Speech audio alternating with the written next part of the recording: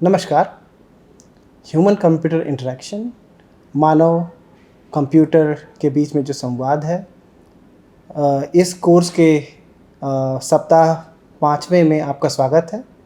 इससे के पहले के 4 सप्ताहों में हमने अलग-अलग विषयों पे बात की थी। मुझे आशा है कि आप उन सारी बातों को याद रखे होंगे। चलिए उनका एक बहुत तेज़ी से पुनरावृत्ति करते हैं। जैसा कि पहले सप्ताह में हमने ह्यूमन कंप्यूटर इंटरेक्शन के इंट्रोडक्शन के बारे में बात की थी, उसका हमने परिचय दिया था।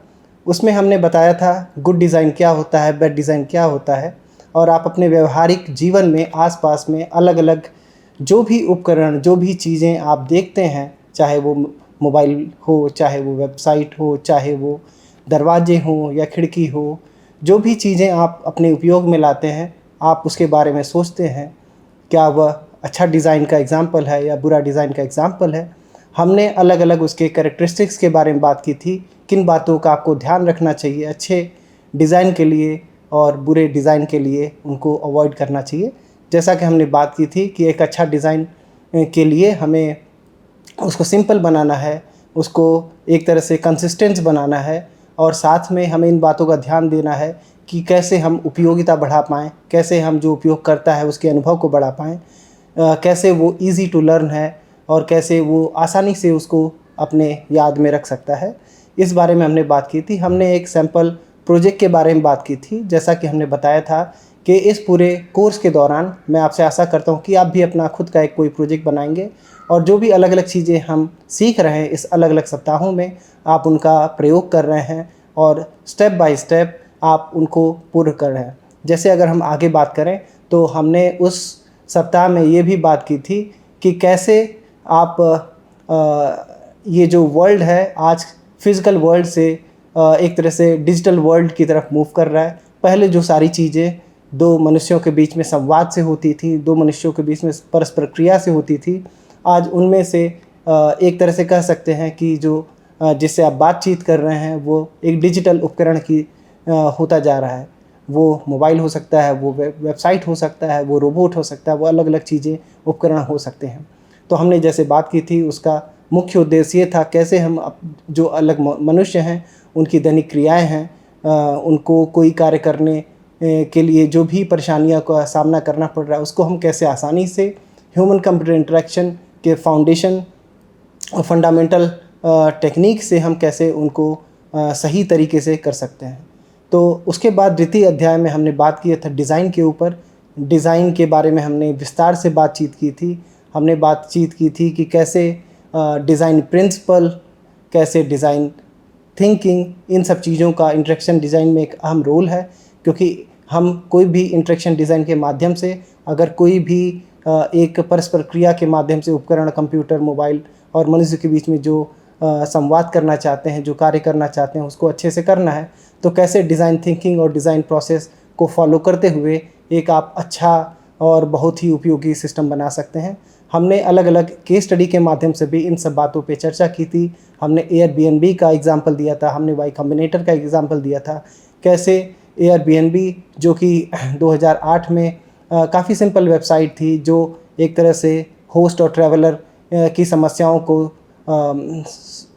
हल करने के लिए एक बड़ा अच्छा वेबसाइट बनाया गया था, लेकिन जैसे उनकी अपेक्षा थी उसके अनुसार वहाँ पे ट्रैवलर और होस्ट नहीं आ रहे थे उस प्लेटफॉर्म पे।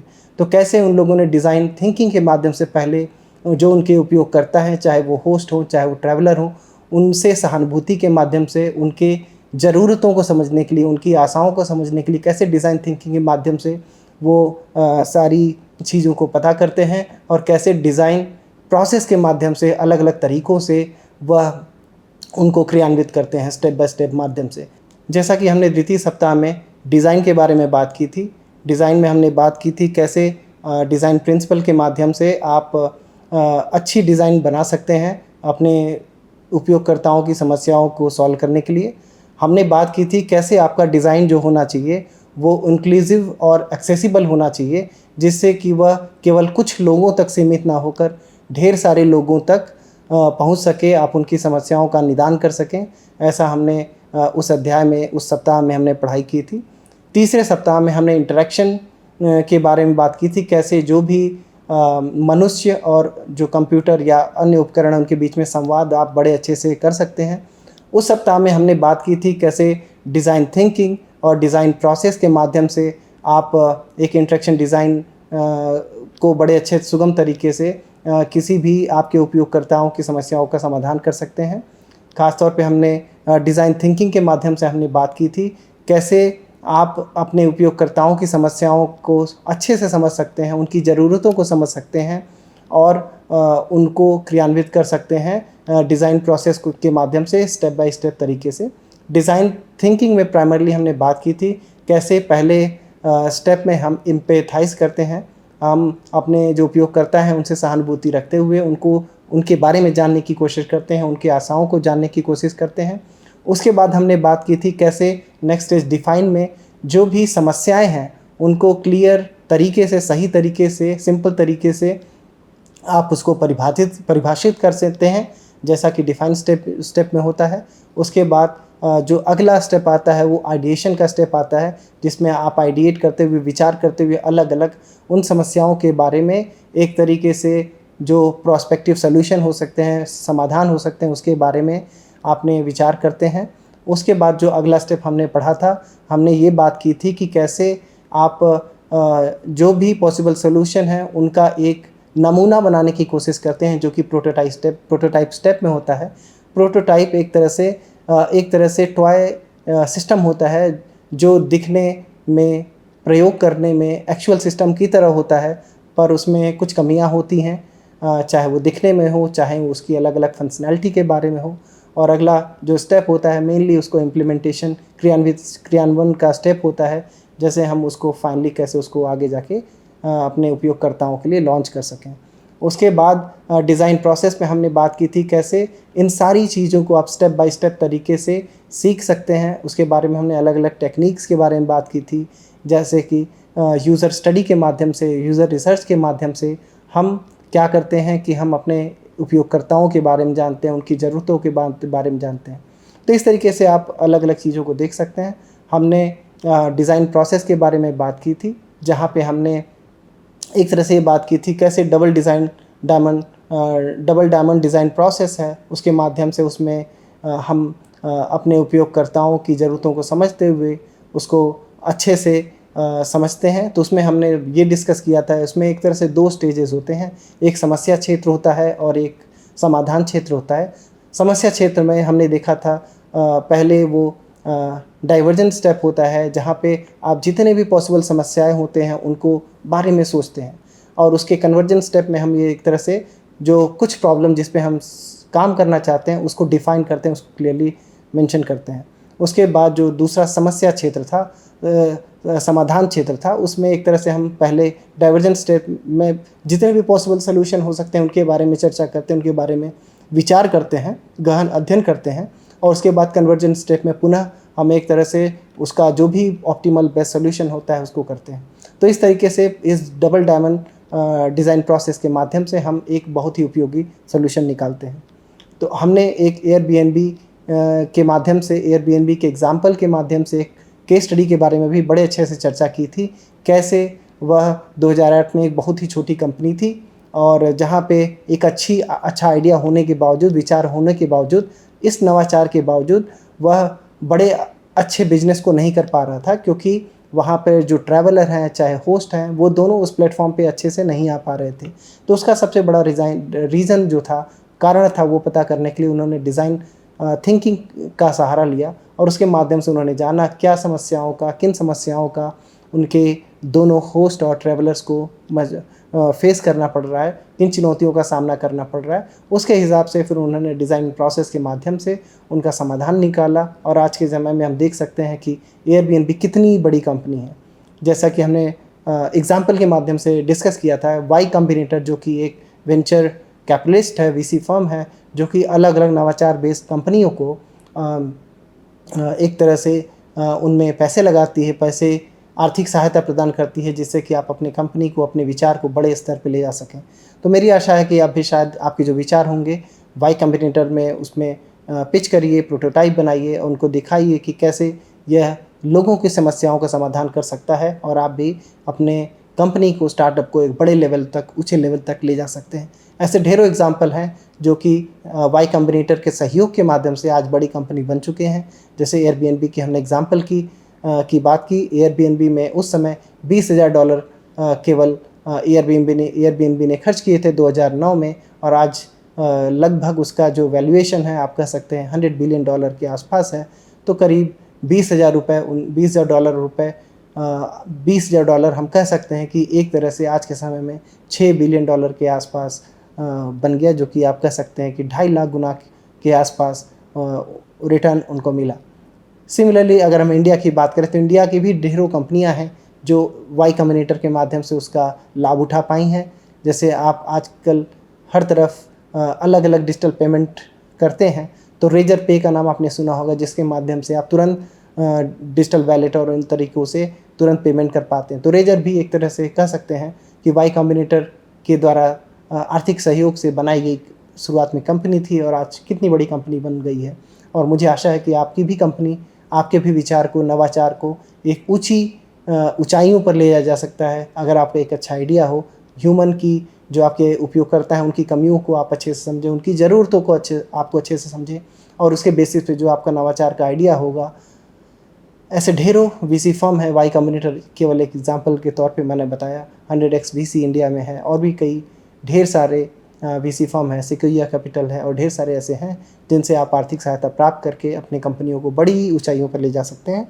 और इसके बाद हमने पिछले सप्ताह में यूज़र पर्सपेक्टिव के बारे में बात किया था। ख़ास तौर पे कैसे आपके उपयोगकर्ता के दृष्टिकोण को, परिपेक्ष को समझना बहुत ज़रूरी है, क्योंकि जो भी सिस्टम आप बनाना चाहते हैं वो उनके द्वारा ही यूज़ किया जाएगा।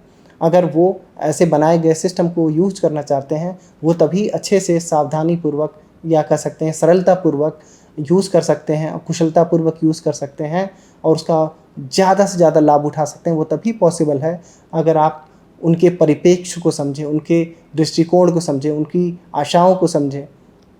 क्या वह चाहते हैं कि आप अपने समाधान के माध्यम से उनको सरलता दें, जिससे आसानी से वह कार्य को कर सकें। जैसा कि हमने अलग अलग केस स्टडी के माध्यम से भी इस पर चर्चा की थी। अगर हम फॉर एग्ज़ाम्पल डिजिटल पेमेंट की बात करें, तो पहले हमें अगर किसी मित्र को, परिजन को पैसे डालने होते थे, हमें बैंक जाना पड़ता था, लंबी लाइनों में खड़े होने होते थे। बैंक स्टाफ लंच के लिए गया, उसके लिए वहाँ पे वेट करना पड़ता था। आज के टाइम पे आप चंद सेकंड में अपने मोबाइल के माध्यम से, डिजिटल पेमेंट के माध्यम से तुरंत उनको पैसे भेज सकते हैं, प्राप्त कर सकते हैं, और ढेर सारी शॉपिंग और बाकी सारी चीज़ें आप कर सकते हैं। तो कैसे ये आपके जीवन को सरल बनाता है। तो हमारे जब नए विचार की हम बात करते हैं, तो हमारी अपेक्षा हमेशा ये होती है कैसे हम अपने आसपास के लोगों को देखें, किस तरह से वो अपने दैनिक जीवन को कर रहे हैं, किसी कार्य को कर रहे हैं, क्या उसमें डिजिटल टेक्नोलॉजी जो भी आज के टाइम पे है, ये तकनीकियाँ किसी तरीके से उसमें उपयोगी हो सकती हैं, कैसे उसको और सरल बना सकती हैं। अगर हम इन चीज़ों को विजुलाइज़ कर लें, इस चीज़ों को अगर हम देख पाएँ, सोच पाएँ, समझ पाएँ, तो आप बिल्कुल अच्छे तरीके से उन समस्याओं का एक अच्छा सा समाधान निकाल सकते हैं, अपने उपयोगकर्ताओं की आशा के अनुरूप, उनकी ज़रूरतों के अनुरूप, और आपको फिर एक बड़ी कंपनी बनने में कोई नहीं रोक सकता। और उसके लिए ख़ास तौर पे आपको कुछ चीज़ों का ध्यान देना है। जो भी आप नवाचार करना चाहते हैं, आपको देखना है कि वह कितने ज़्यादा से ज़्यादा लोग उसको उपयोग में लाते हैं। इस समाधान जो भी आप प्रपोज़ कर रहे हैं, उसके माध्यम से उनका जीवन कितना सरल होगा, कितने समय बचा पा रहे हैं, कितने पैसे बचा पा रहे हैं। क्या अगर वो आपके सिस्टम को, वेबसाइट को, उत्पाद को या सेवाओं को यूज़ करना चाहते हैं, तो वह आपको पैसे तभी देंगे अगर उससे उनको लाभ मिल पा रहा है। तो इस तरीके से आप देख सकते हैं कि हमारे जीवन में ख़ास तौर पे जब हमने बात की थी कैसे हम फिज़िकल वर्ल्ड, भौतिक वर्ल्ड से एक तरह से डिजिटल वर्ल्ड की तरफ घूम रहे हैं, उसकी ओर जा रहे हैं अपनी समस्याओं को समाधान के लिए, तो कैसे हम ह्यूमन सेंटर्ड, मानव केंद्रित सॉल्यूशंस के माध्यम से कैसे हम उनको और अच्छा बना सकते हैं और अच्छा सॉल्यूशन दे सकते हैं। तो ऐसे करते हुए हमने अलग अलग दृष्टिकोण के बारे में बात की थी कि हमने एक तरह से ये भी बात की थी कैसे साइकोलॉजी और फिलॉसफी, ये दोनों एक बहुत ही इम्पॉर्टेंट एस्पेक्ट होते हैं मानव केंद्रित सॉल्यूशन बनाने के लिए। तो इन चीज़ों का ध्यान रखते हुए, यूज़र पर्सपेक्टिव को ध्यान में रखते हुए अगर हम कोई सॉल्यूशन बनाते हैं, तो हम बहुत ही अच्छा बहुत ही अच्छे तरीके से उनको सहयोग दे सकते हैं, उनको उनके जीवन को सरल बना सकते हैं, उनके जीवन को और सुगम बना सकते हैं। तो यही हमारी अपेक्षा है और उसी के माध्यम से हम इस सप्ताह में भी आगे बढ़ते हैं। तो चलिए आगे बढ़ते हैं। इस सप्ताह में हम इंटरफेस के बारे में बात करेंगे, अंतरफलक या संपर्क बिंदु।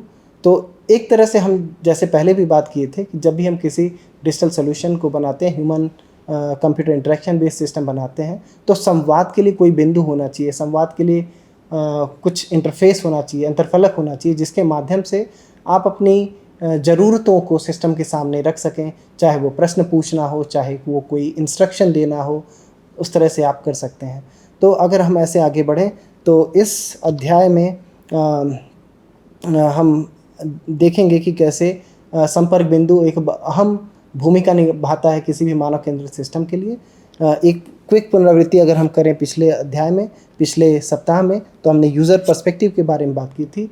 हमने ये भी बात की थी कैसे आप अलग अलग तरीके से पर्सोना बना सकते हैं, और ये पर्सोना एक तरह से आपके जो स्टेक होल्डर होते हैं, जो आपके उपयोगकर्ता होते हैं, उनके बारे में अलग अलग जानकारी देता है।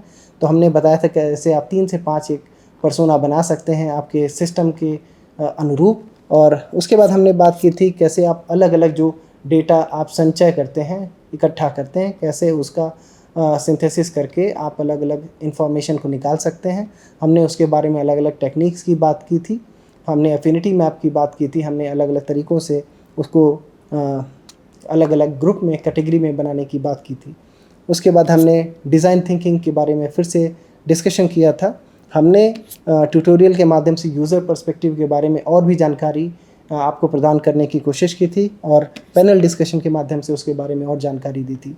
हमने मीरो के ऊपर भी हैंड्स ऑन एक्सपीरियंस किया था, और जो हमारा वीकली असाइनमेंट का था, एक तरह से उसको आप करते हुए यह देख पाए होंगे, समझ पाए होंगे कैसे आपने जो अलग अलग कॉन्सेप्ट सीखे थे उसको आप वहाँ पे यूज़ कर पा रहे हैं। तो चलिए आगे बढ़ते हैं। यह इस सप्ताह की रूपरेखा है। हम बात करेंगे कि इंटरफेस क्या होता है, इंटरेक्शन क्या होता है, जिसके बारे में हमने पहले बात कर रखी है, और उसके अलग अलग प्रकार क्या हैं। हम कंसेप्चुअल मॉडलिंग के बारे में बात करेंगे उसके इंटरफेस के रिस्पेक्टिव में, और उसके बारे में हम बात करेंगे कैसे कॉग्निटिव एस्पेक्ट ऑफ इंटरफेसेस बहुत ज़रूरी अहम भूमिका निभाता है किसी भी एक अच्छे इंटरफेस को बनाने के लिए। हमने और भी अलग अलग ख़ास तौर पे जो इमर्जिंग ट्रेंड्स हैं आज के समय इंटरफेसेस के, उसके बारे में हम थोड़ा बहुत अध्ययन करेंगे। और फाइनली हम ट्यूटोरियल और हैंड्स ऑन के माध्यम से अलग अलग टूल्स और अलग अलग कॉग्निटिव एस्पेक्ट के बारे में जानेंगे, और आशा करता हूँ कि वीकली असाइनमेंट के माध्यम से आप उसको अच्छे से करते हुए जितनी भी चीज़ें आप इस सप्ताह में सीखेंगे वहाँ पे उसका उपयोग कर सकते हैं।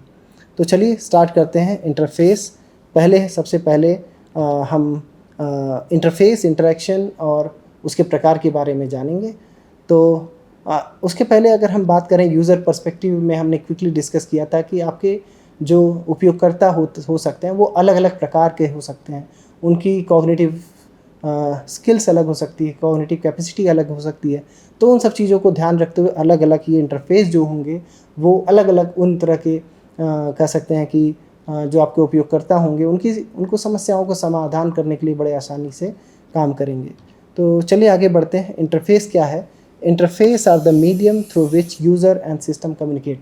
जैसा कि हमने पहले बताया, किसी भी उपयोगकर्ता को अपनी समस्याओं को, अपनी ज़रूरतों को सॉल्व करने के लिए उसको बताना पड़ेगा सिस्टम को, मेरे लिए ये करिए। जैसे अगर एक वेब सर्च इंजन है तो आपको उसको बताना पड़ेगा कि आज का न्यूज़, आज का वेदर क्या है, आज कितना डिग्री टेम्परेचर है, आज का AQI क्या है, IPL किसने जीता, IPL का स्कोर क्या है। जो भी आपके दिमाग में प्रश्न आ रहे हैं उसको किसी भी तरीके से आपको बताना पड़ेगा सिस्टम को, और सिस्टम आपके प्रश्नों को प्राप्त करने के बाद एक तरह से उसका बारे में और डिटेल इकट्ठा करता है और आपको एक समाधान या उसका जो इन्फॉर्मेशन है वो आपको प्रदान करता है। तो इस तरह से आपको जो संवाद करने की कोशिश होती है, इस तरह से जो सिस्टम और जो उपयोगकर्ता उसके बीच में संवाद करने की कोशिश होती है, वह एक तरह से इंटरफेस के माध्यम से होती है। और यही एक तरह से आप कह सकते हैं एक मीडियम है जिसके थ्रू आप जो उपयोगकर्ता है और सिस्टम के बीच में संवाद स्थापित करते हैं। तो in SCI the designs they are design to make interaction effective, efficient और सेटिस्फाइंग। तो एक तरह से जो दोनों के बीच में हम संवाद स्थापित करने की कोशिश कर रहे हैं, वो कैसे हम कुशल बना सकते हैं और एफिशिएंट प्रभावशाली बना सकते हैं, और कैसे उसको यूज़ करते समय जो आपका उपयोग करता है उसे भी किसी भी तरीके का घर्षण का सामना न करना पड़े, किसी भी तरीके का परेशानी का सामना न करना पड़े, वो बड़े आसानी से एक तरह से अपने कार्य को कर सके। जैसा कि हमने एक कोट के माध्यम से भी पहले जाना था, the best interface is no interface. कैसे आप बिना इंटरफेस के माध्यम से या बहुत ही कम मिनिमल इंटरफेस के माध्यम से किसी कार्य को कर पाएँ, तो वो एक बेस्ट इंटरफेस होगा। तो की एलिमेंट्स ऑफ इंटरफेस जो अंतरफलक की हम बात कर रहे हैं, संपर्क बिंदु की बात कर रहे हैं, इनपुट होगा जिसमें जो आपके यूज़र हैं, उपयोगकर्ता हैं, वो किसी भी माध्यम से आपको देंगे कि ये हम करना चाहते हैं, चाहे वो जेस्चर के माध्यम से हो, चाहे वो टाइपिंग के माध्यम से हो, चाहे वो अपनी आवाज़ के माध्यम से हो, अलग अलग तरीक़ों से आप उसको बोल सकते हैं। आउटपुट जो होगा एक तरह से सिस्टम जो आपको एक तरह से अपना उत्तर दे रहा है, अपना आपको जो इन्फॉर्मेशन की ज़रूरत है उसको दे रहा है, वह होता है। वो भी अलग अलग माध्यमों में हो सकता है, वो टेक्स्ट के माध्यम से हो सकता है, विजुअल हो सकता है, ऑडियो हो सकता है, और भी तरीके से हो सकता है। और फीडबैक, जैसा कि हमने बात किया था, system response to user actions, तो एक तरह से फीडबैक बता रहा है कि क्या हो रहा है और कैसे हो रहा है। कैसे हो तो नहीं बोलेंगे, बट क्या हो रहा है और किस स्टेज में हम आपको उत्तर देने के कहाँ तक पहुँच चुके हैं, आपको वेट करना पड़ेगा, इस तरह से एक तरह कुछ हद तक फीडबैक देता है। तो the best interface is no interface, जैसा कि हमने तुरंत बात की थी। ये Donald Norman, one of the best SCI expert हम कह सकते हैं, वह हैं। When the user doesn't notice the system but simply achieve their goal, तो उससे अच्छा कुछ नहीं हो सकता है। तो इंटरफेस का जो महत्वपूर्ण बिंदु है वह हमारे उपयोगिता को बढ़ाता है, enhances usability. Good interface make system accessible and intuitive.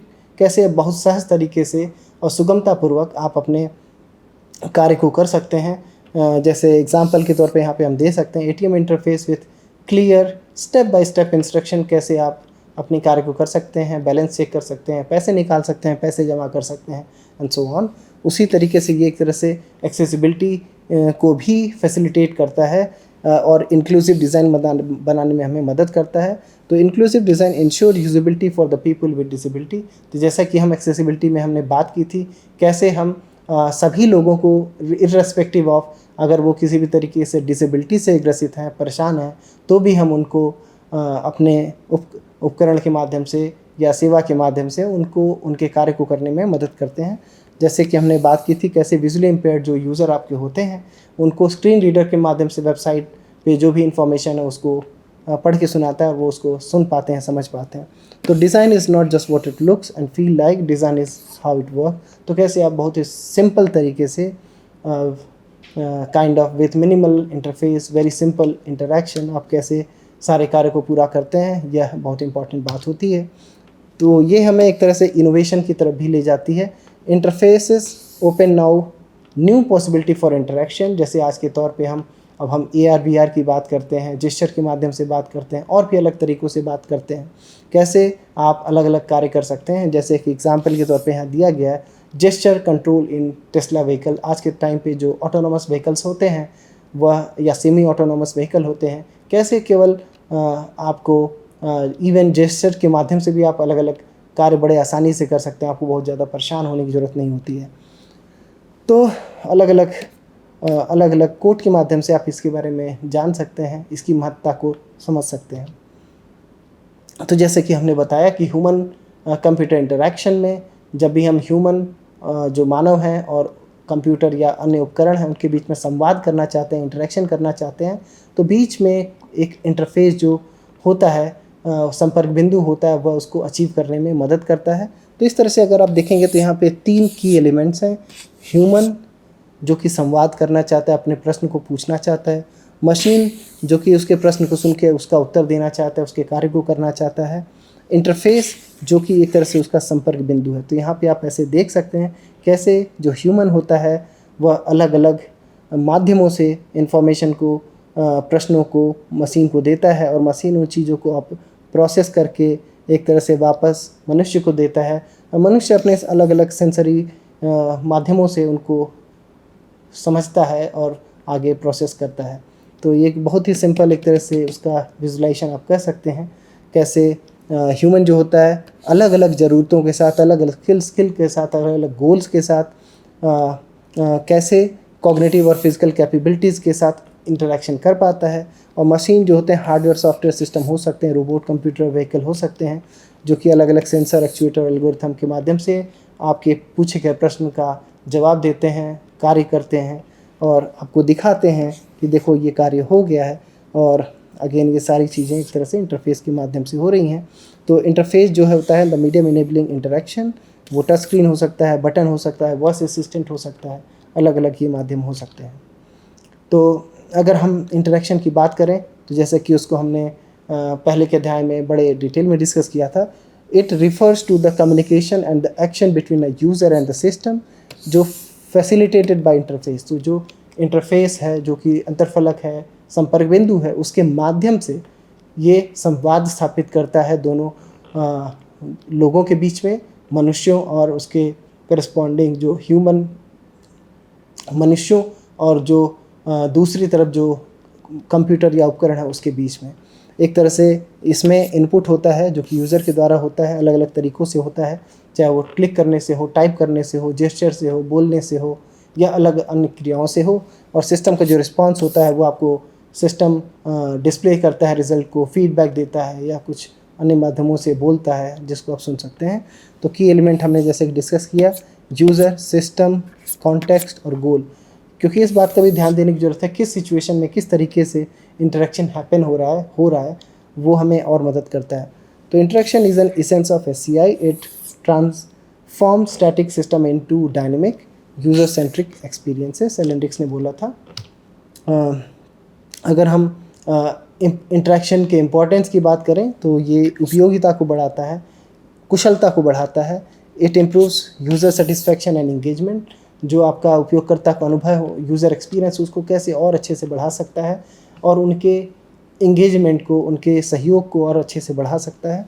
और ये ब्रिज करता है gap between the user goal and the system functionality. तो कैसे सिस्टम जो फंक्शन कर रहा है और जो यूज़र का लक्ष्य है उसको प्राप्त करने में एक तरह से ब्रिज की भूमिका निभाता है। अगर हम अलग अलग रियल वर्ल्ड एग्जांपल की बात करें इंटरेक्शन की, तो एयरलाइन एयरपोर्ट पे आप जब जाते हैं तो वहाँ पे अलग अलग कियोस्क होते हैं जिसके माध्यम से आप अपने अलग अलग कार्य को कर सकते हैं, चाहे वो आपके बोर्डिंग करना हो, चेकिंग इन करना हो, चाहे अपने कह सकते हैं कि सीट को एलोकेट करना हो, फिक्स करना हो। ऑगमेंटेड रियलिटी के माध्यम से आप अलग अलग जो वर्चुअल ऑब्जेक्ट हैं इन AR गेम्स लाइक पोकेमॉन गो बहुत लोगों ने खेला होगा, वह एक तरह से कर सकते हैं। एजुकेशनल लैब्स होते हैं जिसमें आप इंटरेक्टिव एक्सरसाइज कर सकते हैं, क्विजेस कर सकते हैं और अपने प्रोग्रेस को ट्रैक कर सकते हैं आप कैसे कर रहे हैं। तो जैसा कि हमने बताया था अलग अलग इंटरेक्शन टाइप्स इन SCI। तो वह इंस्ट्रक्शन हो सकता है, निर्देश देना। तो इसमें आप अलग अलग कमांड के माध्यम से या कोई अलग अलग ऑप्शन को सेलेक्ट करने के माध्यम से सिस्टम को निर्देश देते हैं कि हमारे लिए ये कार्य करिए। आप उनसे एक संवाद स्थापित करते हैं और बोलते हैं कि आप हमारे लिए ये करिए, interacting with a system as if having a conversation, जैसे आप संवाद के माध्यम से कोई कार्य करते हैं। तीसरा एक तरह से हम कह लें मैनिपुलेटिंग, जिसमें आप एक तरह से हस्तक्षेप करते हैं, उससे छेड़छाड़ करते हैं, उसमें चेंजेस करते हैं और अपने कार्य को करते हैं। जैसे interacting with object in virtual और physical space by manipulating them. एक एग्जांपल के तौर पे हम बात करें, अगर आप लोग विंडोज सिस्टम यूज़ करते हैं तो एक तरह से कभी कभी आप जो फाइल होती है उसको ड्रैग करके रिसाइकिल बिन में डालते हैं, तो एक तरह से आप मैनिपुलेट कर रहे हैं। उस पर्टिकुलर फाइल को डिलीट करने के लिए आप उसको रिसाइकिल बिन में डाल देते हैं, तो एक तरह से आप मैनिपुलेट कर रहे हैं। एक्सप्लोर करते हैं, अन्वेषण करते हैं, जिसमें माध्यम से आप वर्चुअल इन्वायरमेंट या फिजिकल स्पेस में कैसे नेविगेशन कर रहे हैं, कैसे आ जा रहे हैं, इन चीज़ों का ध्यान देते हैं और रिस्पॉन्ड करते हैं, अपना प्रत्युत्तर देते हैं, जिसके माध्यम से system initiate the interaction and user chooses to respond. किसको आपको बताना है, प्रतिक्रिया देनी है, इस बारे में करते हैं। तो एक तरह से देख सकते हैं आप अलग अलग तरीके से इंटरेक्शन कर सकते हैं। तो जब हमने बात की कि अलग अलग तरीक़ों से आप इंटरेक्शन कर सकते हैं, तो हमें इस बात को भी देखने की ज़रूरत है कैसे अलग अलग संपर्क बिंदु होने चाहिए इन सारी चीज़ों को करने के लिए। किस तरह का संपर्क बिंदु होना चाहिए, क्या संपर्क बिंदु होना चाहिए जो कि हमें इंस्ट्रक्शन को फैसिलिटेट करे, निर्देश देने के लिए निर्देश देना हमारे लिए आसान हो सके, हम उससे संवाद करना आसान हो सके, हस्तक्षेप करना आसान हो सके, अन्वेषण करना आसान हो सके या प्रतिक्रिया देना आसान हो सके, और इन सारी चीज़ों को हम कैसे अच्छे से कर सकते हैं। चलिए अब हम इन सारे इंस्ट्रक्शन टाइप के बारे में डिटेल से बात करते हैं, कैसे ये अलग अलग इंस्ट्रक्शन किस किस सिचुएशन में कैसे यूज़ होता है। तो सबसे पहले चलिए हम इंस्ट्रक्शन के बारे में बात करते हैं। इंस्ट्रक्टिंग यह वहाँ पे काफ़ी बहुमूल्य होता है जहाँ पे हमें सिंपल एक कमांड देनी होती है, आप ये करिए, जैसे टेल मी द टाइम, आप किसी फाइल को प्रिंट करिए, चाहे इस फाइल को सेव करिए। इस तरीके से अगर हम देखें तो ये बहुत ही कॉमन कॉन्सेप्चुअल मॉडल है जो कि अलग अलग diversity of devices and system में सपोर्ट करता है, चाहे वो वर्ड प्रोसेसर हो, वीसीआर हो, वेंडिंग मशीन हो। जैसे वेंडिंग मशीन में हम सिंपल इंस्ट्रक्शन देते हैं कि इस आइटम को दीजिए। The main benefit is that instruction support quick and efficient interaction. इसमें गलती होने की संभावना बहुत कम होती है, नहीं के बराबर होती है, और ये बहुत ही तेज़ होता है क्योंकि इसमें इसको क्लियर होता है कि इसको एग्जैक्टली यही करना है और बड़े तेज़ी से। और एक इस तरह से हम देख सकते हैं कि जो रिपीटेटिव टास्क होते हैं उसके लिए इंस्ट्रक्शन बहुत ही सही तरीका होता है संवाद करने का। तो अगर हम एक्टिविटी के माध्यम से देखें तो यहाँ पे आप देख सकते हैं कि दो वेंडिंग मशीन है। आप बता सकते हैं कि कौन सा किससे संवाद करना आसान होगा। चाहे यहाँ पे आपको आइटम लेने के लिए जो एक तरह से अलग अलग आइटम्स के जो कोड हैं यहाँ पे आपको टाइप करना है, पैसे डालने हैं, फिर वो निकलेगा। और या यहाँ पे सिंपल जो भी आइटम लेना है पैसे डालने के बाद इसको डायरेक्टली प्रेस करिए, वो निकल के आ जाएगा। तो कौन सा तरीका आसान है आप बता सकते हैं, यह आपके लिए सोचने का कार्य है। दूसरा तरीका संवाद करने का हमने बताया था कॉन्वर्सिंग है, कैसे आप संवाद के माध्यम से अपने कार्य को कर सकते हैं। तो underlying model having a conversation with another human, कैसे हम अपने व्यवहारिक जीवन में कैसे हम अलग अलग तरीके से संवाद के माध्यम से अपने कार्य को करते हैं, उस पर बेस्ड है, उस पर निर्भर करता है। तो ये अलग अलग तरीके के संवाद को सपोर्ट करता है, चाहे वो वॉइस रिकॉग्निशन के माध्यम से मेनू ड्रिवन सिस्टम हो जो कि अलग अलग नेचुरल लैंग्वेज डायलॉग के माध्यम से करता है। एग्जाम्पल के तौर पे आप देख सकते हैं time table, search engine, advice giving system and help system. Chatbot आज के टाइम पे एक बड़ा अच्छा एग्जाम्पल है जिसमें आप संवाद के माध्यम से अपने कार्य को करते हैं। ये वर्चुअल एजेंट भी हो सकता है, चैटबॉट हो सकता है, टॉय हो सकता है, pet robot design to converse with you, जैसा कि हमने बात की। तो मुख्य इसका उद्देश्य है जहाँ पे संवाद की ज़रूरत है, जहाँ पे इंस्ट्रक्शन देना मुश्किल है या कह सकते हैं क्लियर नहीं है, या उसमें आपको उसको इंस्ट्रक्शन देने के लिए आपको कई स्टेप में देना पड़ेगा, तो क्या आप सिंपल कन्वर्सेशन के माध्यम से कर सकते हैं जहाँ पे किसी भी तरीके की एम्बिग्विटी की गुंजाइश हो। तो उस एम्बिग्विटी को दूर करना एक तरह से संवाद के माध्यम से और आसान हो जाता है। तो वहाँ पे इस तरह का सिस्टम बहुत ही उपयोगी होता है। तो इसके प्रोज एंड कॉन्स हम देख सकते हैं, जैसे कि एग्जाम्पल के तौर पे यहाँ पे देख सकते हैं if you'd like press 1, press 3, इस तरह से काफ़ी कह सकते हैं कि एक संवाद कर सकते हैं। तो ये बेसिकली अलाउ यूज़र स्पेशली जो नौसिखिए हैं to interact with a system in a way familiar to them, क्योंकि उनको बात करना आसान है उनके लिए, रादर देन सिस्टम में अलग अलग कार्य को करने के लिए अलग अलग जो प्रोसेस करना है उसका। तो एक तरह से उनको बड़ा कंफर्टेबल फील करता है, ईज़ फील करता है, और बहुत से डरते भी नहीं और अपने कार्य को आसानी से कर सकते हैं। So misunderstanding can arise when the system does not know how to parse what user says. ख़ास तौर पे लार्ज लैंग्वेज मॉडल के पहले यह बड़ा मुश्किल होता था कि आप सिस्टम से संवाद कर पाएँ, आप नेचुरल लैंग्वेज में अपनी सहज तरीके से बात कर पाएँ और सिस्टम उसको समझ पाए। इसीलिए पहले जब भी आप बात करते थे तो बड़े सही तरीके से रखने के लिए काफ़ी टाइम पे वो आपको बोलता था कि आप ये ऑप्शन सेलेक्ट करिए, ये ऑप्शन सेलेक्ट करिए, ये ऑप्शन सेलेक्ट करिए, क्योंकि वहाँ पे एम्बिग्विटी हो सकती थी। तो इस वजह से voice assistant can misunderstood what child और पर्सन विथ स्पीच डिसऑर्डर से काफ़ी टाइम पे वो बड़ा क्लियर भी नहीं होता, तो हम कैसे उसको बड़े अच्छे से कर पाएँ। बट आज के समय में लार्ज लैंग्वेज मॉडल के माध्यम से यह काफ़ी आसान हो गया है और और भी कुशल और प्रभावकारी होता जा रहा है समय के साथ। उसके बाद हमने हस्तक्षेप की बात की थी, कैसे मैनिपुलेशन के माध्यम से आप संवाद कर सकते हैं सिस्टम और मानव के बीच में।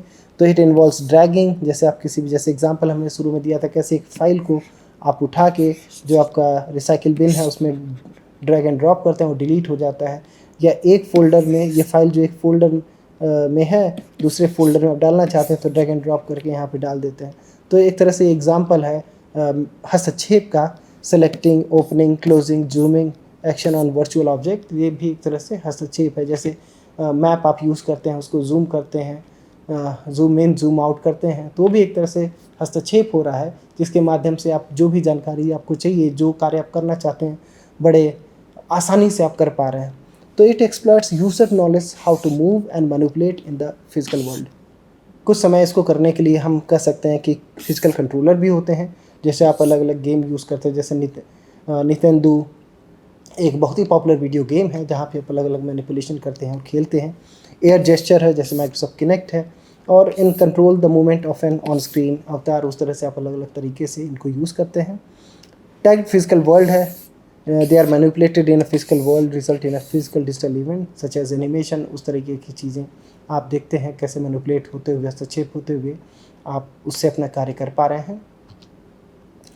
मैनिपुलेशन भी कई तरीके से होता है। कुछ होता है डायरेक्ट मैनिपुलेशन, जैसा कि आप इसमें देख सकते हैं, जो कि बेन के द्वारा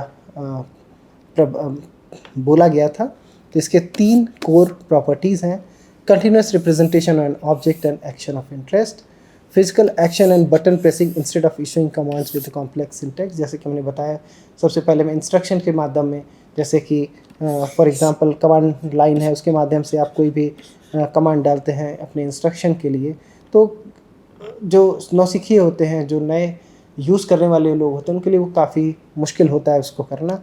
मैनिपुलेशन उनके लिए आसान होता है, क्योंकि वो देख पाते हैं कि वो क्या करना चाहते हैं, क्या हो रहा है। तो एक तरह से आप कह सकते हैं कि कैसे फिजिकल एक्शन और बटन प्रेसिंग के माध्यम से आप जो अंडरनीथ या बीनीथ कॉम्प्लेक्स चीज़ें हैं वो आप उनको छिपा पा रहे हैं। तो GUI एक तरह से ग्राफिकल यूज़र इंटरफेस, उसमें आपको काफ़ी मदद करता है।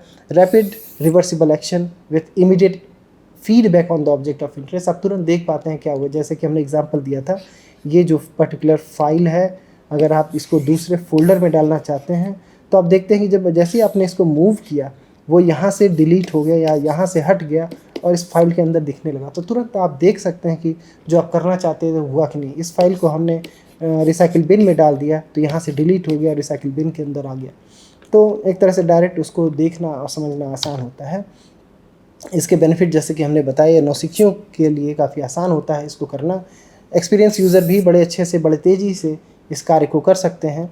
और even defining new functions, intermittent user जो होते हैं can retain operational concept over the time, उसको अच्छे से अपना जो भी चीज़ें हैं उसको याद रख सकते हैं कैसे इसको करना है। यहाँ पे एरर मैसेज रेयरली नीडेड, क्योंकि इसमें गलती होने की संभावना बड़ी कम होती है। Users can immediately can see if the actions perform furthering their goals और नॉट, वो उनका जो लक्ष्य है उसकी तरफ जा रहा है, हो रहा है कि नहीं हो रहा, वो तुरंत देख सकते हैं, और नहीं हो रहा तो तुरंत जो उनको एक्शन लेना है वो कर सकते हैं। यूज़र एक्सपीरियंस लेस एंजाइटी, क्योंकि यहाँ पे गलती होने की चांस कम है, बड़े सिंपल हैं इसको करना, तो इस वजह से यूज़र को भी चिंता कम होती है। End users gain confidence and mastery and feel in control, और कुछ समय के बाद ही एक तरह से जो आपका उपयोग करता है, बड़े कम समय में एक तरह से एक्सपर्ट यूज़र की तरह काम करने लगता है।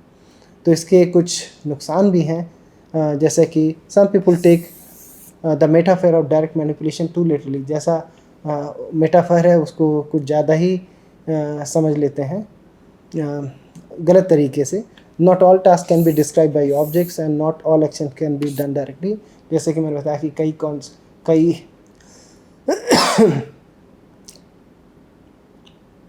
जैसा कि मैंने बताया कई एक्शन ऐसे होते हैं जो कॉम्प्लेक्स होते हैं, उनको आप सिंपली डायरेक्ट मैनिपुलेशन के साथ नहीं कर सकते हैं। तो उस केस में आपको डायरेक्ट मैनिपुलेशन काम में नहीं आएगा। Some task are better achieve through delegating, for example spell checking, आपको जो डॉक्यूमेंट्स हैं उसमें चेक करना है कि किस किस वर्ड की स्पेलिंग गलत है, ये आप मैनुअली डायरेक्ट मैनिपुलेशन के माध्यम से करना चाहेंगे तो बड़ा मुश्किल है। जटिल कार्य जैसा कि हमने ऊपर बताया उसको आप डेलीगेट कर सकते हैं सिस्टम को करने के लिए। और डायरेक्ट मैनिपुलेशन के लिए अगर हम सारी चीज़ें देने लगे तो हमारा जो पूरा स्क्रीन है वो भर जाएगा ऐसे ऐसे ऑप्शन से, और हमें काफ़ी समय हम बड़े स्क्रीन पर नहीं यूज़ करके मोबाइल पे यूज़ करते हैं। आजकल तो हम अपने स्मार्ट वॉच पे यूज़ करते हैं, तो जो स्क्रीन साइज़ वो काफ़ी लिमिटेड होती है। और अगर हम डायरेक्ट मैनिपुलेशन की सारी चीज़ें देने लगें तब तो हमारा पूरा स्क्रीन ही भर जाएगा और किसी काम के लायक नहीं रहेगा। So moving a cursor using a mouse और touch pad can be slower than pressing function key to do the same. तो जैसे कि कंट्रोल सर्च और रिप्लेस, ये आप सोच सकते हैं कि कैसे करना आसान होगा। तो अगला है जो स्टेप है एक्सप्लोरिंग, अन्वेषण करना। तो उसमें हम देख सकते हैं कि it involves moving through virtual और फिजिकल इन्वायरमेंट। तो user can explore aspect of virtual 3D environment, AR VR की जहाँ पे हम बातें करते हैं। Physical environment can also be embedded with sensor that when detect the presence of someone will trigger digital or physical event to happen। तो उस तरीके से उसके माध्यम से आप AR VR में अलग अलग एक्शन ले सकते हैं। Many examples of virtual environment including cities, parks, buildings, rooms, data sets जो कि हैं, आप उसके बारे में सोच सकते हैं कैसे AR VR और अन्य माध्यमों से आप वर्चुअल और फिजिकल इन्वायरमेंट के बीच में उपयोगकर्ता का संवाद करवा सकते हैं। ये enable users to fly over them, zoom in zoom out of different parts, वो सारी चीज़ें आप कर सकते हैं। जैसे इस केस में आप देख सकते हैं कैसे cyber insect in the cave ये विजुलाइज किया गया है।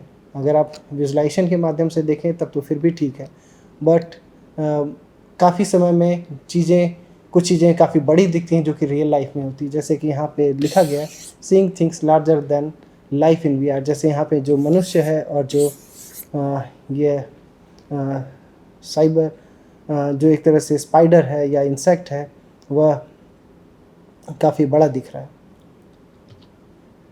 सिमिलरली आप यहाँ पे देख सकते हैं कैसे आप इसको विजुलाइज कर रहे हैं अपने जो VR हेडसेट है उसके पहनने के बाद। तो लास्ट संवाद जो हमने बात की थी प्रतिक्रिया की, तो system takes initiative to alert user something that it thinks is of interest. जैसे कि सिस्टम करता है डिटेक्टिंग द लोकेशन एंड और presence of someone in vicinity and notifies them on their phone और अ वॉच। जैसा कि आप भी देखते हैं कि कुछ समय पहले फेसबुक या मेटा पे, जैसा कि आप जानते हैं कि आप किसी लोकेशन के आसपास जाते हैं तो आपको कभी कभी रिकमेंडेशन मिलता है कि यहाँ पे these are the places to see, these are restaurant to go, और ऐसा कर सकते हैं। फेसबुक ने एक फंक्शनैलिटी दी थी कि जब आपका कोई मित्र या आप किसी मित्र के विसिनिटी में हो तो वो आपको अलर्ट करता था कि this friend is in this 500 metre radius and so on. तो वो एक तरह से आप उनसे मिल सकते हैं, संवाद कर सकते हैं। इसके नैतिक पहलू अलग हैं, वो अलग बात है कि आप की प्राइवेसी रिवील हो रही, बट अगर आप अपने सेटिंग में इसको ऑफ करें तो एक तरह से ये आपके निर्देश के बाद ही ये सारी चीज़ें करेगा। So it alert the user near by coffee bar when some friends are meeting, user fitness tracker notifies them of milestone receive. जैसे हमने बात की थी कि अलग अलग रनिंग ऐप है, अलग अलग जिम ऐप है, तो कैसे आप जो भी आप गोल सेट करते हैं कैसे वो पूरे हो पा रहे हैं, सिस्टम आपको बताता है। जैसे आप रनिंग करते हैं तो आपको एक तरह से प्रतिक्रिया देता है कि आपने 1 किलोमीटर रनिंग कर ली, आपने 6 मिनट लगाए 1 किलोमीटर दौड़ने में, अगला आपने 7 मिनट लगाए, अगला आपने 6.5 मिनट लगाए। इस तरीके से आपको प्रतिक्रिया देता है। और अगर आपने कोई गोल सेट कर रखा है जैसे 5 किलोमीटर, तो आपको बताएगा आपने आधी दौड़ पूरी कर ली, आपने 3 किलोमीटर दौड़ पूरी कर ली, केवल 2 किलोमीटर बचा है, वगैरह वगैरह। सो automatic system response without any request made by the user. इस केस में यूज़र को एक्सप्लिसिटली कोई रिक्वेस्ट नहीं देना पड़ता। तो किस तरह का हमें इंटरेक्शन टाइप चूज़ करना चाहिए, तो ये डिपेंड करता है कि किस तरह का आप कार्य करना चाहते हैं। जैसा कि हमने डिस्कस किया, अलग अलग इंटरेक्शन टाइप अलग अलग सुविधाएं प्रदान करता है, अलग अलग सिनेरियो में बेटर काम करता है। तो each interface types offer unique advantage and drawbacks. तो उनका जो सिलेक्शन है वो उसी आधार पे होता है। जैसे suitability for the task end user, आपके यूज़र और टास्क के लिए कौन सा ज़्यादा उपयोगी होगा, किस तरह के इन्वायरमेंट में आप उसको यूज़ कर रहे हैं, किस सिचुएशन में उसको यूज़ कर रहे हैं, किस तरह के रिसोर्सेज आपके पास अवेलेबल हैं टेक्नोलॉजी और पैसे, उसके माध्यम से आप अलग अलग इंटरेक्शन टाइप का चयन कर सकते हैं। जैसे AR VR एक तरह से थोड़े महंगे होंगे और थोड़े से और जो इंटरेक्शन टाइप होंगे वो थोड़े सस्ते होंगे। कुछ इंटरेक्शन टाइम में गलतियों की संभावना कम है, जैसे इंस्ट्रक्शन में। कुछ में गलतियों की संभावना ज़्यादा है, जैसे कि बोलने में, जेस्चर में या AR VR में। तो उसी तरीके से जैसा आपका पर्पज़ हो, जैसा आपका इन्वायरमेंट हो और जैसे रिसोर्सेज आपके पास हों, आप अपने इंस्ट्रक्शन टाइप का चुनाव कर सकते हैं और उसी के मुताबिक आप आगे जो संपर्क बिंदु है, इंटरफेस है, उसका भी चुनाव कर सकते हैं। जैसा कि हमने और भी डिस्कस किया था, कैसे direct manipulation is good for doing types of task, for example designing, drawing, flying, driving वगैरह वगैरह। और एक इंस्ट्रक्शन जो है एक तरह से रिपीटेटिव टास्क जो होते हैं उनके लिए बड़ा अच्छा होता है। कन्वर्सेशन वहाँ पे ज़्यादा अच्छा होता है जहाँ पे इंफॉर्मेशन ढूंढना होता है या रिक्वेस्ट करना होता है। Hybrid concept models are also good. तो आप अलग अलग तरीके की जो इंटरेक्शन टाइप्स हैं उसको एक साथ कंबाइन भी कर सकते हैं ज़रूरतों के मुताबिक, और बाकी चीज़ें जैसे हमने ऊपर की उसके मुताबिक। तो एक तरह से आप देख सकते हैं कैसे ये मल्टी मॉडल SCI है, जो कि हमने पहले भी देखा, जो आप यहाँ का उपयोग करता है, जिसको इन्फॉर्मेशन की ज़रूरत होती है इंटरफेस के माध्यम से आगे वो सिस्टम में अपने रिक्वेस्ट को भेजता है। और इस मल्टी मॉडल इनपुट सिस्टम में एक तरह से इंफॉर्मेशन प्रोसेस होता है और मल्टी मॉडल आउटपुट सिस्टम के माध्यम से आगे जो उपयोग करता है उसको भेजता है, वो उसको फिर यह मल्टी मॉडल आउटपुट सिस्टम के माध्यम से आगे उपयोगकर्ता को देता है। उपयोगकर्ता उसको लेके उसको परसीव करता है, उसको समझता है और अपने एक तरह से जो भी रिक्वायरमेंट है वो देखता है फुलफ़िल हुई है कि नहीं हुई है। अगर नहीं हुए तो वो आगे पुनः संपर्क करता है सिस्टम से और अपने कार्य को पूरा करता है। तो कुछ जो सिस्टम के द्वारा नोटिफिकेशन काफ़ी टाइम पे हमें मिलता है, तो उसके नुकसान हम देख सकते हैं, उसके फ़ायदे भी हैं। और नुकसान देखिए ये है, जैसे काफ़ी टाइम पे आप फ्रस्ट्रेट हो जाते हैं जब आपको टू मेनी नोटिफिकेशंस आते हैं, और कुछ समय अगर वो नोटिफिकेशन गलत होते हैं तो और भी फ्रस्ट्रेटिंग होते हैं। तो जब भी गलती होती है तो क्या आपका सिस्टम आपसे सॉरी बोलता है, तो क्या सिस्टम उसको सही करने की कोशिश करता है, वो सब चीज़ें भी हमें ध्यान देने की ज़रूरत है। तो जो सिस्टम इनिशिएटेड नोटिफिकेशन होते हैं वह फ़ायदेमंद भी होते हैं और नुकसानदायक भी होते हैं। तो चलिए अब अलग अलग इंटरफेस के बारे में बात करते हैं। जैसे कि हमने बात की कैसे अलग अलग इंटरैक्शन को सपोर्ट करने के लिए उसके करस्पॉन्डिंग अलग अलग संपर्क बिंदु होते हैं, इंटरफेस होते हैं।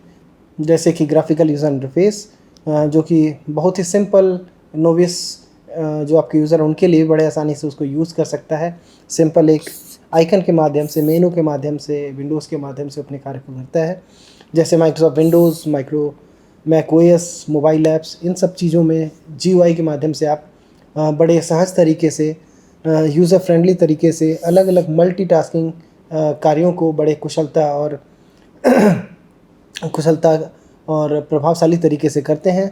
और वो लर्निंग कर्व ख़ास तौर पे जो नए यूज़र होते हैं वो बड़ा कम होता है और बड़े जल्दी से वह एक एक्सपर्ट यूज़र के तौर पे कार्य करने लगते हैं। बट उसका नुकसान एक तरह से ये है कि काफ़ी रिसोर्स इंटेंसिव होता है और इट रिक्वायर्स एडवांस हार्डवेयर, जो कि हर जगह पॉसिबल नहीं होता है। Limited flexibility for power user, जो कि बहुत एक्सपर्ट यूजर्स हर चीज़ों को बड़े तेज़ी से और बड़े अच्छे तरीके से करना चाहते हैं, शायद वहाँ पे वो चीज़ें थोड़ी स्लो हो जाती हैं। कॉम्प्लेक्स डिज़ाइन में overwhelm users in advance application, अगर आपको काफ़ी जटिल जटिल काम करने हैं तो उस केस में आप देख सकते हैं कि आपको बड़ा दुर्गम या बहुत सी जटिल GUI बनाना पड़ेगा, जो कि अगेन दुर्गम कार्य है दोनों के लिए, चाहे वो उपयोगकर्ता हो चाहे डिज़ाइनर हो। कमांड लाइन इंटरफेस में जहाँ पे टेक्स्ट बेस्ड माध्यम से आप एक्सपर्ट के लिए अलग अलग सिंपल कमांड दे सकते हैं, इंस्ट्रक्शन दे सकते हैं कार्य करने के लिए। जैसे लाइनक्स टर्मिनल है, पाइथन इंटरप्रेटर है, और ये काफ़ी लाइट वेट होता है क्योंकि यहाँ पे एक तरह से GUI नहीं होता है। And it operate quickly and ideal for repetitive and complex task, flexible and powerful for expert user, जैसा कि हमने पहले ही बात की थी। इसके नुकसान ये है कि इतना आसान नहीं होता सभी के लिए सीखना, ख़ास तौर पे बिगिनर्स के लिए। और चूँकि विजुअली अपीलिंग नहीं होता है, यहाँ पे सारी चीज़ें मेमोराइज़ करनी होती है, कमांड्स आपको याद रखने होते हैं, तो यहाँ पे गलती की चांसेस भी एक तरह से कह सकते हैं ज़्यादा होती है कि अगर आप सही सिंटेक्स याद नहीं रखते हैं तो इसलिए अगर आपको एग्जैक्ट सिंटेक्स याद है तो तब तो फिर बड़े अच्छे तरीके से आप कर सकते हैं।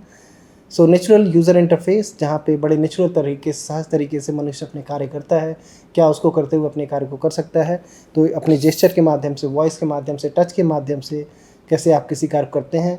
तो अलग अलग उपकरण, मोबाइल, लैपटॉप, ये सारी चीज़ें आजकल प्रोवाइड कर रहे हैं, जैसे चाहे वो एप्पल की सीरी हो और अमेजन का अलेक्सा हो, कनेक्ट हो, गेमिंग सिस्टम हो, वो इंट्यूटिव तरीके से नेचुरल ह्यूमन एक्शंस को एक्सेसिबिलिटी के साथ, एक तरह से हैंड फ्री ऑप्शन के साथ आप बड़े इंगेजिंग और हाईली इंटरेक्टिव तरीके से उपयोगकर्ता अपने कार्य को कर सकता है। तो it may lack precision for detail task, challenging in noisy और crowded environment, requires advance technology and increasing cost. तो अगर हम टेंजिबल यूज़र इंटरफेस की बात करें तो टेंजिबल मतलब कुछ ऐसा जिसको आप देख सकते हैं, छू सकते हैं। तो इंटरैक्ट्स विद फिजिकल ऑब्जेक्ट, जैसे यहाँ पे स्फेरो रोबोट्स इन स्टेम एजुकेशन जो यूज़ किया जाता है, जिससे आप इंटरैक्ट कर सकते हैं, टच कर सकते हैं, देख सकते हैं। तो it encourage collaboration in group setting, combines physical and digital interaction effectively and in enhances learning experience specially for the children. और कौन सी है कि काफ़ी महंगा होता है ये, can be costly to produce, maintain, require physical space for installation, scalability is often limited. इन सब वजहों से जगह की ज़रूरत है, पैसे की ज़रूरत है, and so on. Virtual reality interface, जैसे हमने बात की कि 3D इन्वायरमेंट पे एक तरह से काम करता है, तो Oculus Rift for gaming, training, simulations, इन सब क्षेत्रों में इसको यूज़ कर सकते हैं। तो इसके फ़ायदे देखिए, एक तरह से फुल इमर्सिव एंगेजिंग एक्सपीरियंस होता है, ideal for simulation and training scenario and facilitate experiential learning in safe environment. और नुकसान इसका एक तरह से काफ़ी महंगे हार्डवेयर होते हैं ये, इसको सेटअप करना भी इतना आसान नहीं होता है। May cause motion sickness and fatigue, क्योंकि आप 3D वर्ल्ड में कार्य करने लगते हैं। Limited applications in everyday task, हर चीज़ों को AR VR कर से माध्यम से करने की ज़रूरत नहीं है, तो वो भी चीज़ों का ध्यान देने की ज़रूरत है। उसी तरीके से AR, जहाँ पे आप वर्चुअल एलिमेंट को रियल वर्ल्ड में ओवरले करते हैं, जैसे कि हमने पहले भी डिस्कस किया था, कैसे आप अपने फ़ोटो को अलग अलग फ़िल्टर के माध्यम से ओवरले करते हैं वर्चुअल एलिमेंट के माध्यम से और अपना कार्य करते हैं। IKEA का भी एग्जांपल हमने डिस्कस किया था, पोकेमॉन गो का भी एग्जांपल डिस्कस किया था।